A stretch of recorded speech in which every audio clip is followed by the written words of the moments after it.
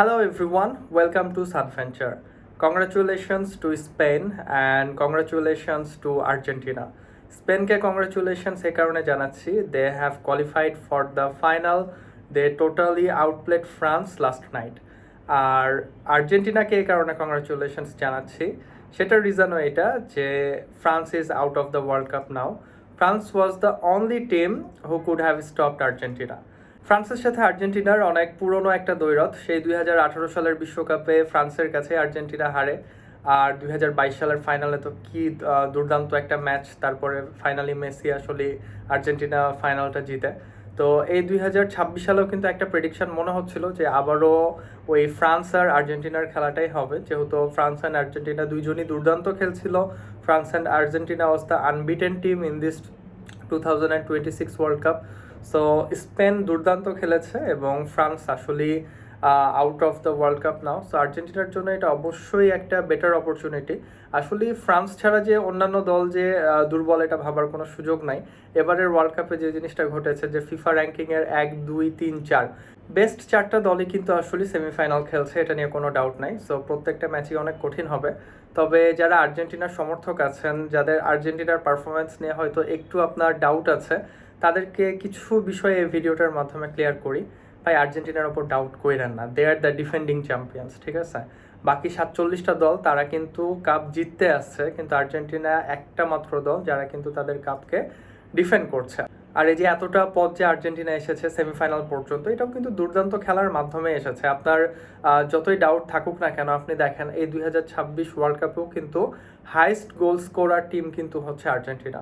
Total 17টা goal score করেছে Argentina. And ফ্রান্সের বিদায় হয়ে যাওয়ার পরে Argentina is the only team now যারা এখন পর্যন্ত আনবিটেন, প্লাস তারা কোনো ম্যাচ ড্রও করে নাই, অর্থাৎ প্রত্যেকটা ম্যাচে কিন্তু তারা ডমিনেট করেই জিতছে। শুধুমাত্র অস্ট্রিয়ার বিরুদ্ধে 2 গোল, তাছাড়া বাকি 5টা ম্যাচেই কিন্তু 3টা করে গোল স্কোর করেছে আর্জেন্টিনা। আর্জেন্টিনার যে প্রেশার সামলানোর যে বিষয়টা, এটা আসলেই দুর্দান্ত। আপনারা লাস্ট ইজিপ্টের ম্যাচটা দেখবেন, 80 মিনিটে 2 গোলে পিছিয়ে থাকার পর সেটা আসলে আপনার এক্সট্রা টাইমে যাওয়ার আগেই 3-2-তে ক্লোজ করা, এটা যেমন তেমন ব্যাপার না। সো তাদের গোল স্কোরিং অ্যাবিলিটিও আছে। গোল স্কোরিং অ্যাবিলিটির কথা যদি বলি, তাহলে তো লিওনেল মেসি টপ স্কোরারদের একজন, তার তো পারফরমেন্স অবশ্যই আলাদাভাবে নজর কাটছে। পাশাপাশি যদি দেখেন যে অন্যান্য যে প্লেয়ারগুলো আছে আমাদের, Alvarez, Lautaro Martinez, Enzo Fernandez, Mac Allister, সবাই কিন্তু স্কোর করেছে। একটা করে হোক, 2টা করে হোক, সবাই কিন্তু মোটামুটি স্কোর শিটে নিজের নাম উঠাতে পেরেছে। তো এটাও আমাদের জন্য একটা স্বস্তির কারণ। ভাই, আর্জেন্টিনার গেম প্লেটাই এরকম, তারা এভাবেই খেলে। প্রেশারে আসলে ভালো খেলে, আদারওয়াইজ তারা খুবই রিল্যাক্স মুডে খেলতে পছন্দ করে।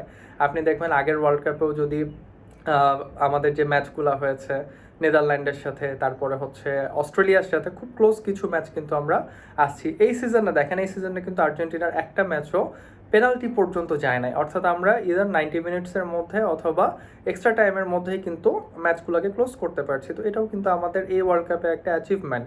প্লাস যে 17টা গোল আর্জেন্টিনা করেছে টোটাল এখানে 6টা ম্যাচে, তার মধ্যে একটা গোল শুধু পেনাল্টিতে স্কোর করা, জর্দানের এগেনস্টে।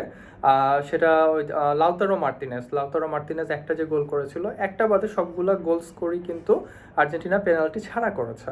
তো সব দিক বিবেচনায় আর্জেন্টিনাকে আসলে আউটপ্লে করার কোনো সুযোগই নাই। তারপরেও যেহেতু এটা একটা ওয়ার্ল্ড কাপ ম্যাচ, সেমিফাইনালে খেলা চলছে, যে কোনো কিছু ঘটতে পারে। ইংল্যান্ড অবশ্যই খুবই ভালো দল, ইংল্যান্ড খুব ভালো খেলেই এই পর্যন্ত এসেছে। তো অবশ্যই ভালো একটা ম্যাচ হবে আর্জেন্টিনার ইংল্যান্ডের মধ্যে। তবে আই বিলিভ আর্জেন্টিনা ফ্যান হিসাবে না, সব দিক বিবেচনাতে, যে আর্জেন্টিনা অবশ্যই ফাইনালে কোয়ালিফাই করবে। আর আরেকটা বিষয়, সেটা হচ্ছে আর্জেন্টিনা ফ্যান হিসাবে লিওনেল মেসির কথা যদি আলাদাভাবে বলি, এই যে আজকের ম্যাচ আর এরপরে ফাইনাল, অথবা যদি আর্জেন্টিনা আজকে হেরে যায় তাহলে যেটা হচ্ছে থার্ড প্লেস যে ম্যাচটা, এই 2টা ম্যাচে কিন্তু আর্জেন্টিনা জার্সিতে মেসির লাস্ট 2টা ম্যাচ হতে পারে। তো আসলে আমাদেরকে এনজয় করতে হবে। আপনি দেখেন মেসি আসলে তার যেই ফেয়ারওয়েলটা, সেটাও কিভাবে পাচ্ছে।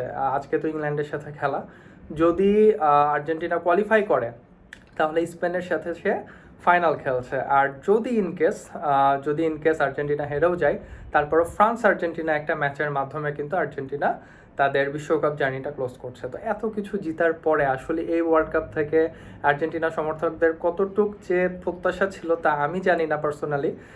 তবে এত ক্লোজ আসার পরে, সেমিফাইনাল পর্যন্ত আসার পরে আর্জেন্টিনা যে খুব সহজে হেরে যাবে এটা আমার কাছে মনে হয় না। কারণ জিতার যে একটা ক্ষুধা, এই যে মেসি যখন সব জিতে গেছে, ওয়ার্ল্ড কাপ জিতে গেছে, তারপরেও যখন লাস্ট কোপা আমেরিকা যখন আর্জেন্টিনা জিতলো, ফাইনালে আমি মেসি ক্রাইং একটা মোমেন্ট দেখে নিজেকে কোয়েশ্চেন করলাম যে সব কিছু জিতার পরেও তার ভিতরে জিতার যে একটা ক্ষুধা, যে একটা হেরে যাওয়ার যে একটা মানে কষ্টের যে একটা ভার, এই জিনিসটা এখনও বিদ্যমান। ইভেন এই 2026-এর ওয়ার্ল্ড কাপ ম্যাচগুলোয় দেখবেন প্রত্যেকটা ম্যাচ জিতার পরে আর্জেন্টিনার প্রত্যেকটা প্লেয়ার কিন্তু আবেগ আপ্লুত।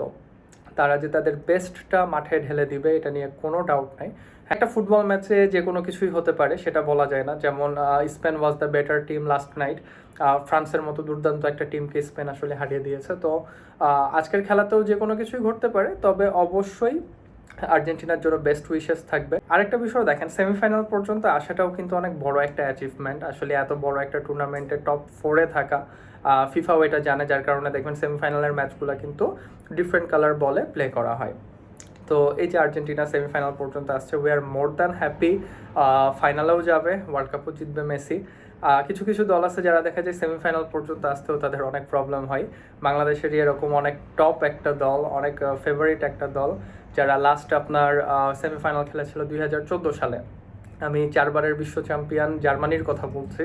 জার্মানি 2014 সালে লাস্ট বিশ্বকাপ খেলেছিল, সেটাও খেলেছিল যে দলের বিপক্ষে 7-1 গোলে যে জিতেছিল জার্মানি, সেই ব্রাজিল দলও কিন্তু লাস্ট সেমিফাইনাল খেলছে আপনার ওই 2014 সালে।